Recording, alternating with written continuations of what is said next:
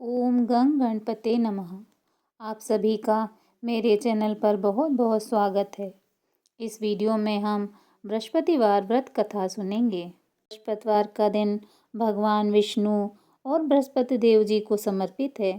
इस दिन भगवान विष्णु और बृहस्पति देव का पूजन करना चाहिए तथा कथा सुननी चाहिए। बृहस्पतिवार की कथा सुनने से सभी समस्याओं से छुटकारा मिलता है और जीवन में सुख समृद्धि आती है। तो आइए सुनते हैं अद श्री बृहस्पतिवार व्रत कथा। भारतवर्ष में एक प्रतापी और दानी राजा राज्य करता था। वह नित्य गरीबों और ब्राह्मणों की सहायता करता था। यह बात उसकी रानी को अच्छी नहीं लगती थी। वह न तो गरीबों को दान देती थी और न ही भगवान का पूजन करती थी और राजा को भी दान देने से मना किया करती थी। एक दिन राजा शिकार खेलने वन को गए हुए थे तो रानी महल में अकेली थी।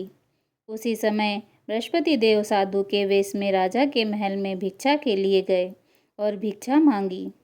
रानी ने भिक्षा देने से इनकार कर दिया और कहा, हे साधु महाराज, मैं तो दान्य पुण्य से तंग आ गई हूँ। मेरा पति सारा धन लुटाते रहता है। मेरी इच्छा है कि हमारा सारा धन नष्ट हो जाए, फिर न तो बांस रहेगा और न बांसुरी बजेगी। साधु ने कहा, देवी तुम तो बड़ी विचित्र हो। धन संतान तो सभी चाहते हैं। पुत्र और लक्ष्मी तो पापी के घर में भी होना चाहिए।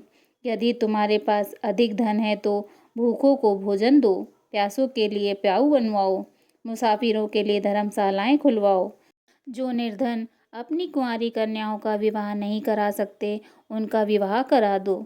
ऐसे और कई काम हैं जिनके करने से तुम्हारा यश लोक परलोक में फैलेगा। परंतु रानी पर उपदेश का कोई फर्क न पड़ा। वह बोली, महाराज आप मुझे न समझाइए। मैं ऐसा धन नहीं चाहती जो हर जगह बांटती फिरूं। साधु ने उत्तर दिया, यदि तुम्हारी ऐसी इच्छा है तो तथास्तु। तुम ऐसा करना कि बृहस्पतिवार के दिन घर लीपकर पीली मिट्टी से अपना सर धोकर स्नान करना, भट्टी चढ़ाकर कपड़े धोना। ऐसा करने से आपका सारा धन नष्ट हो जाएगा। इतना कहकर वह साधु महाराज वहाँ से लोप हो गए। साधु के अनुसार कई बातों को पूरा करते हुए रानी को केवल 3 बृहस्पतिवार ही बीते थे कि उसकी समस्त धन संपत्ति नष्ट हो गई। भोजन के लिए राजा का परिवार तरसने लगा। तब एक दिन राजा ने रानी से बोला कि हे रानी, तुम यहीं रहो, मैं दूसरे देश को जाता हूँ, क्योंकि यहाँ पर सभी लोग मुझे जानते हैं, इसलिए मैं कोई छोटा कार्य भी नहीं कर सकता। ऐसा कहकर राजा परदेश चला गया। वहाँ जंगल से लकड़ी काटकर लाता और शहर में बेचता। इस तरह अपना जीवन व्यतीत करने लगा। इधर राजा के परदेश जाते ही रानी और दासी दुखी रहने लगी।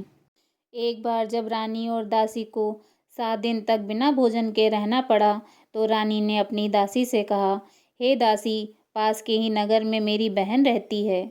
वह बड़ी धनवान है। तू उसके पास जा और कुछ ले आ ताकि थोड़ी बहुत गुजर बसर हो जाए। दासी रानी की बहन के पास गई।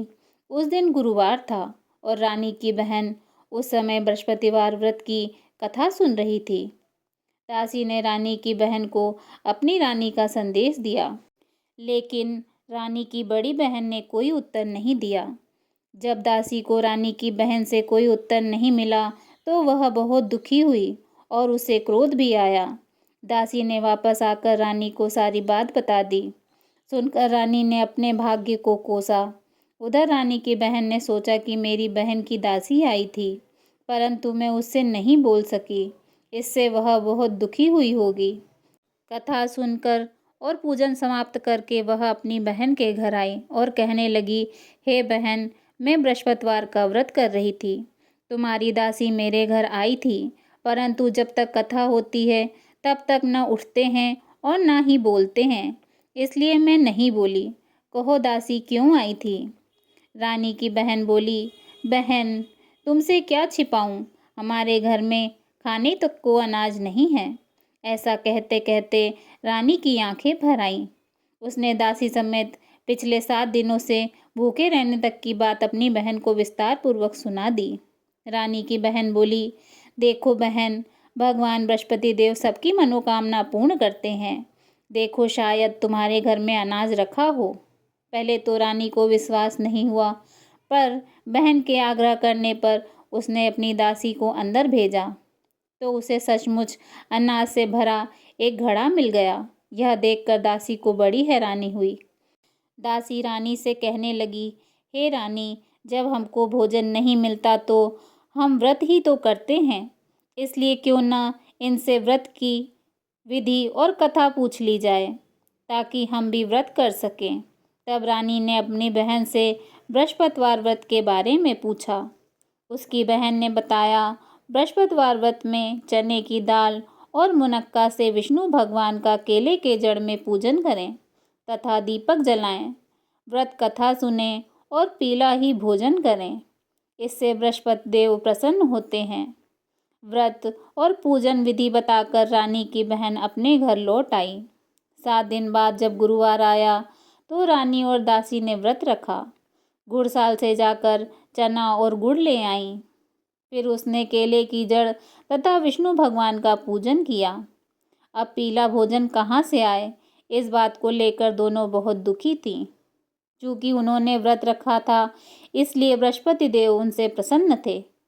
इसीलिए वे एक साधारण व्यक्ति का रूप धारण कर 2 थालों में सुंदर पीला भोजन दासी को दे गए।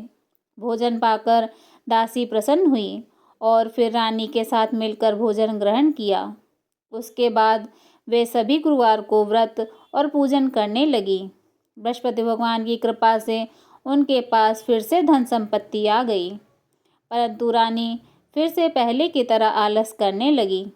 तब दासी बोली, देखो रानी, तुम पहले भी इसी प्रकार आलस्य करती थी। तुम्हें धन रखने में कष्ट होता था, इसी कारण से सभी धन नष्ट हो गया, और अब जब भगवान बृहस्पति देव की कृपा से धन मिला है तो तुम्हें फिर से आलस्य होता है। रानी को समझाते हुए दासी कहती है कि बड़ी मुसीबतों के बाद हमने यह धन पाया है, इसलिए हमें दान पुण्य करना चाहिए, भूखे मनुष्यों को भोजन कराना चाहिए और धन को शुभ कार्यों में खर्च करना चाहिए, जिससे तुम्हारे कुल का यश बढ़ेगा, स्वर्ग की प्राप्ति होगी और पितर प्रसन्न होंगे। दासी की बात मानकर रानी अपना धन शुभ कार्यों में खर्च करने लगी, जिससे पूरे नगर में उसका यश फैलने लगा। एक दिन राजा दुखी होकर जंगल में पेड़ के नीचे आसन जमाकर बैठ गया। वह अपनी दशा को याद करके व्याकुल होने लगा। बृहस्पतिवार का दिन था। एकाएक उसने देखा कि निर्जन वन में एक साधु प्रकट हुए हैं। वह साधु वेश में स्वयं बृहस्पति देवता थे। लकड़हारे के सामने आकर बोले, हे लकड़हारे, इस सुनसान जंगल में तू किस चिंता में बैठा है? लकड़हारे ने दोनों हाथ जोड़कर प्रणाम किया और उत्तर दिया, महात्मा जी, आप सब कुछ जानते हैं, मैं क्या कहूँ। यह कहकर रोने लगा और साधु को अपनी आत्मकथा सुनाई। महात्मा जी ने कहा, तुम्हारी स्त्री ने बृहस्पति के दिन बृहस्पति भगवान का निरादर किया है, जिसके कारण रुष्ट होकर उन्होंने तुम्हारी यह दशा कर दी। अब तुम चिंता को दूर कर कर मेरे कहने पर चलो तो तुम्हारे सब कष्ट दूर हो जाएंगे और भगवान पहले से अधिक संपत्ति देंगे। तुम बृहस्पति के दिन कथा किया करो। 2 पैसे के चने मुनक्के लाकर उनका प्रसाद बनाओ और शुद्ध जल से लोटे में शक्कर मिलाकर अमृत तैयार करो। कथा के पश्चात अपने सारे परिवार और सुनने वाले प्रेमियों में अमृत व प्रसाद बांटकर आप भी ग्रहण करो। ऐसा करने से भगवान तुम्हारी सब मनोकामनाएं पूरी करेंगे। साधु के ऐसे वचन सुनकर लकड़हारा बोला, हे प्रभु, मुझे लकड़ी बेचकर इतना पैसा नहीं मिलता जिससे भोजन के उपरांत कुछ बचा सकूं। मैंने रात्रि में अपनी स्त्री को व्याकुल देखा है। मेरे पास कुछ भी नहीं है जिससे मैं उसकी खबर मंगा सकूं। साधु ने कहा, हे लकड़हारे, तुम किसी बात की चिंता मत करो। बृहस्पति के दिन तुम रोजाना की तरह लकड़ियां लेकर शहर को जाओ। तुमको रोज से दुगना धन प्राप्त होगा, जिससे तुम भली भांति भोजन कर लोगे तथा बृहस्पति देव की पूजा का सामान भी आ जाएगा। इतना कहकर साधु अंतर ध्यान हो गए। धीरे धीरे समय व्यतीत होने पर फिर वही बृहस्पतिवार का दिन आया। लकड़हारा जंगल से लकड़ी काटकर किसी शहर में बेचने गया।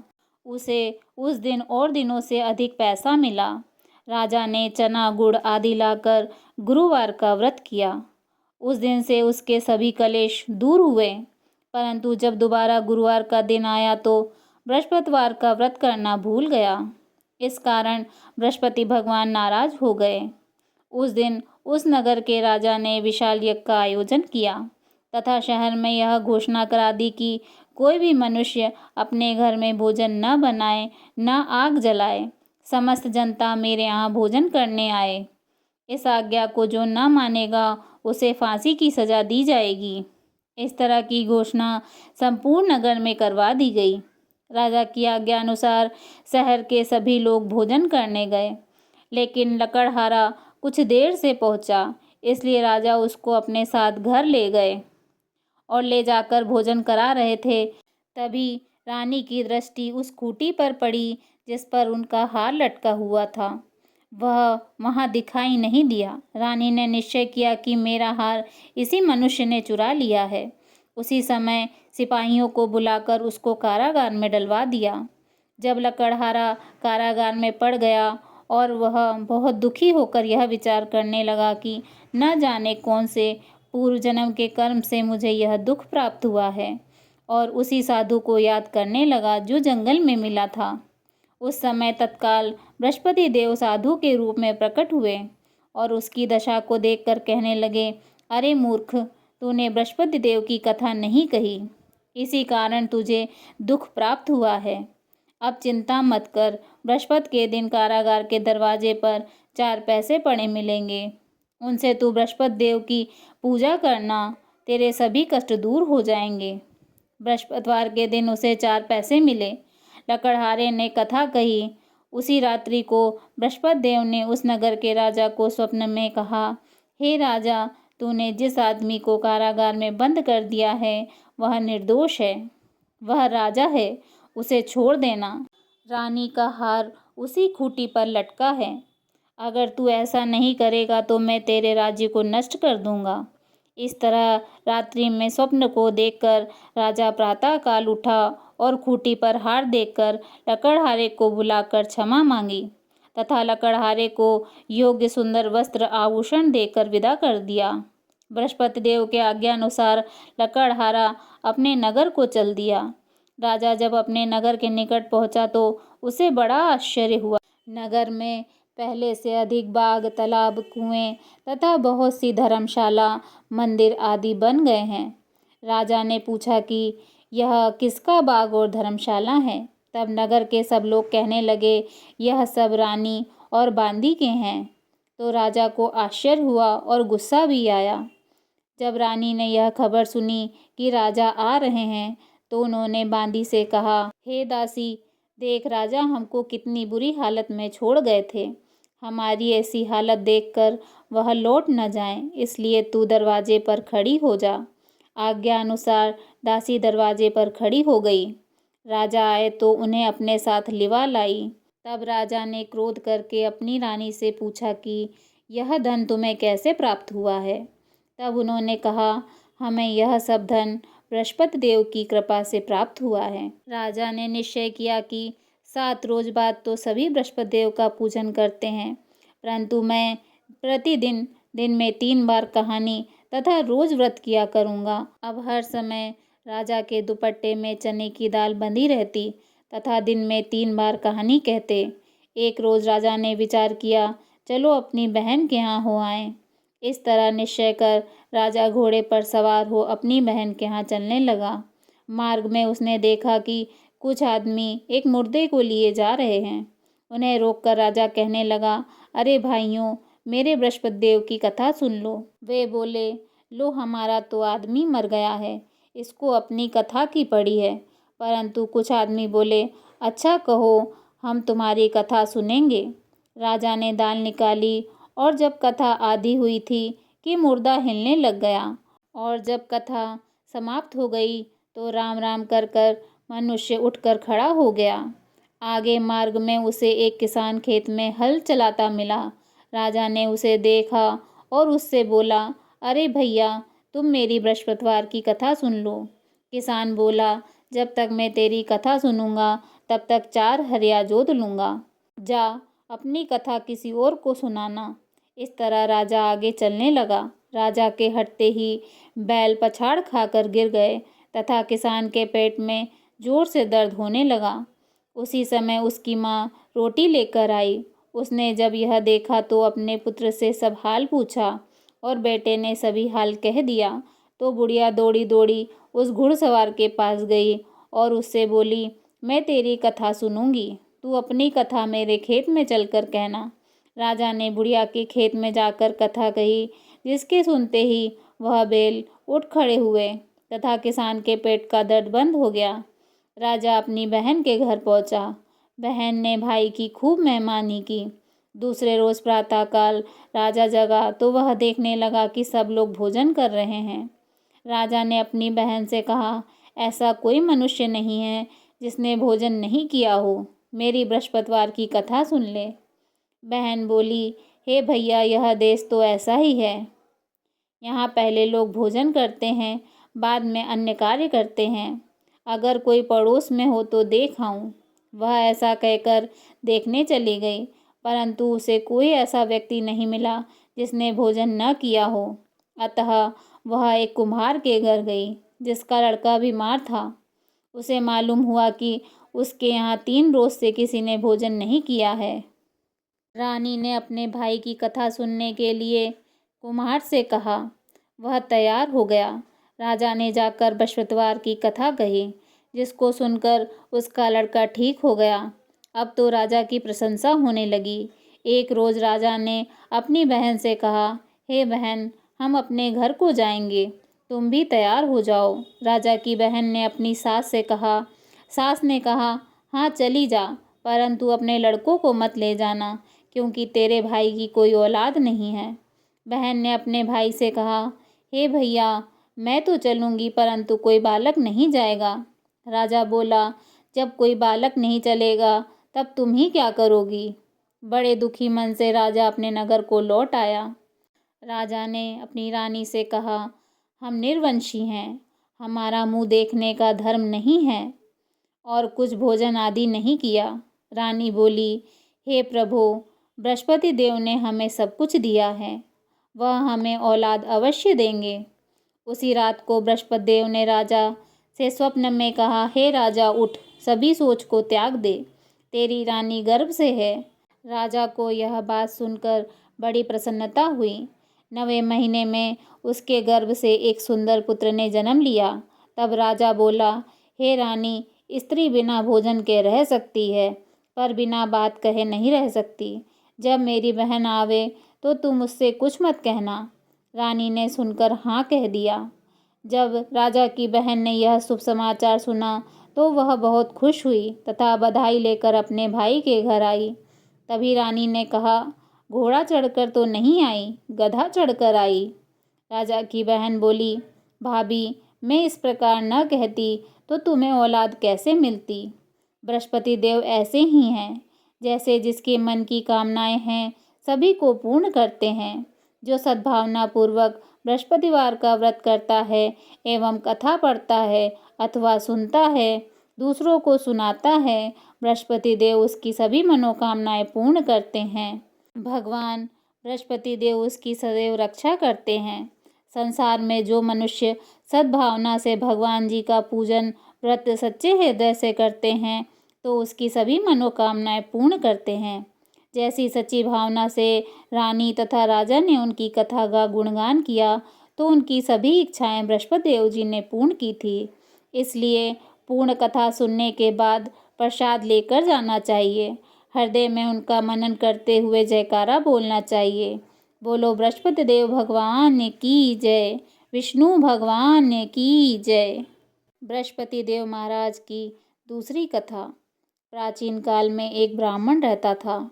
वह बहुत निर्धन था। उसकी कोई संतान नहीं थी। उसकी स्त्री बहुत मलिनता के साथ रहती थी। वह न तो स्नान करती थी और न किसी देवता का पूजन करती थी। इससे ब्राह्मण देवता बड़े दुखी थे। बेचारे बहुत कुछ कहते थे, किंतु उसका कुछ परिणाम न निकला। भगवान की कृपा से ब्राह्मण स्त्री के कन्या रूपी रत्न पैदा हुआ। कन्या बड़ी होने पर प्रातः स्नान करके विष्णु भगवान का जाप व बृहस्पतिवार का व्रत करने लगी। अपने पूजन पाठ को समाप्त करके विद्यालय जाती तो अपनी मुट्ठी में जौ भर के ले जाती और पाठशाला के मार्ग में डालती जाती। जब वे जौ स्वर्ण के हो जाते तो लौटते समय उनको बिनकर घर ले आती थी। एक दिन वह बालिका सूप में सोने के जौ को फटक कर साफ कर रही थी कि उसके पिता ने देख लिया और कहा, हे बेटी, सोने के जौ के लिए सोने का सूप होना चाहिए। दूसरे दिन बृहस्पतिवार था। इस कन्या ने व्रत रखा और बृहस्पति देव से प्रार्थना करके कहा, मैंने आपकी पूजा सच्चे मन से की हो तो मेरे लिए सोने का सूप दे दो। बृहस्पति देव ने उसकी प्रार्थना स्वीकार कर ली। रोजाना की तरह वह कन्या जौ फैलाती हुई जाने लगी। जब लौटकर जौ बिन रही थी तो बृहस्पति देव की कृपा से सोने का सूप मिला। उसे वह घर ले आई और उससे जौ साफ करने लगी, परंतु उसकी माँ का वही ढंग रहा। एक दिन की बात है कि वह कन्या सोने के सूप में जौ साफ कर रही थी। उसी समय उस शहर का राजपुत्र वहां से होकर निकला। इस कन्या के रूप और कार्य को देखकर मोहित हो गया तथा अपने घर आकर भोजन तथा जल त्याग कर उदास होकर लेट गया। राजा को इस बात का पता लगा तो वह अपने मंत्री के साथ उसके पास गए और बोले, हे बेटा, तुम्हें किस बात का कष्ट है? किसी ने अपमान किया है अथवा और कोई अन्य कारण हो सो कहो। मैं वही कार्य करूँगा जिससे तुम्हें प्रसन्नता हो। अपने पिता की राजकुमार ने बातें सुनी तो वह बोला, मुझे आपकी कृपा से किसी बात का दुख नहीं है। किसी ने मेरा अपमान नहीं किया, परंतु मैं उस लड़की के साथ विवाह करना चाहता हूँ जो सोने के सूप में जौ साफ कर रही थी। यह सुनकर राजा आश्चर्य में पड़ गए और बोले, हे बेटा, इस तरह की कन्या का पता तुम ही लगाओ। मैं उसके साथ तुम्हारा विवाह अवश्य ही करवा दूंगा। राजकुमार ने उस लड़की के घर का पता बतलाया। तब मंत्री उस लड़की के घर गए और ब्राह्मण देवता को सभी हाल बतलाया। ब्राह्मण देवता राजकुमार के साथ अपनी कन्या का विवाह करने के लिए तैयार हो गए तथा विधि विधान के अनुसार ब्राह्मण की कन्या का विवाह राजकुमार के साथ हो गया। कन्या के घर से जाते ही पहले की भांति उस ब्राह्मण देवता के घर गरीबी का निवास हो गया। अब भोजन के लिए भी अन्न बड़ी मुश्किल से मिलता था। एक दिन दुखी होकर ब्राह्मण देवता अपनी पुत्री के पास गए। बेटी ने पिता की दुखी अवस्था को देखा और अपनी माँ का हाल पूछा। तब ब्राह्मण ने सभी हाल कहा। कन्या ने बहुत सा धन देकर अपने पिता को विदा कर दिया। इस तरह ब्राह्मण का कुछ समय सुखपूर्वक व्यतीत हुआ। कुछ दिन बाद फिर वही हाल हो गया। ब्राह्मण फिर अपनी कन्या के यहाँ गए और सारा हाल कहा। बेटी बोली, हे पिताजी, आप माताजी को यहाँ ले आओ। मैं उन्हें विधि बता दूंगी जिससे गरीबी दूर हो जाएगी। वह ब्राह्मण देवता अपनी स्त्री को साथ लेकर पहुँचे तो अपनी माँ को समझाने लगी, हे माँ, तुम प्रातःकाल प्रथम स्नान आदि करके विष्णु भगवान का पूजन करो तो सब दरिद्रता दूर हो जाएगी। परंतु उसकी माँ ने एक भी बात नहीं मानी और प्रातःकाल उठकर अपनी पुत्री के बच्चों की जूठन को खा लिया। इससे उसकी पुत्री को बहुत गुस्सा आया और एक रात को कोठरी से सभी सामान निकाल दिया और अपनी माँ को उसमें बंद कर दिया। प्रातःकाल उन्हें निकालकर स्नान आदि करवाया और पाठ करवाया तो उसकी माँ की बुद्धि ठीक हो गई और फिर प्रत्येक बृहस्पतिवार को व्रत रखने लगी। इस व्रत के प्रभाव से उसकी माँ बाप बहुत ही धनवान और पुत्रवान हो गए और बृहस्पति जी के प्रभाव से इस लोक के सुखों को भोगकर स्वर्ग को प्राप्त हो गए। बोलिए विष्णु भगवान की जय, बृहस्पति देव महाराज की जय।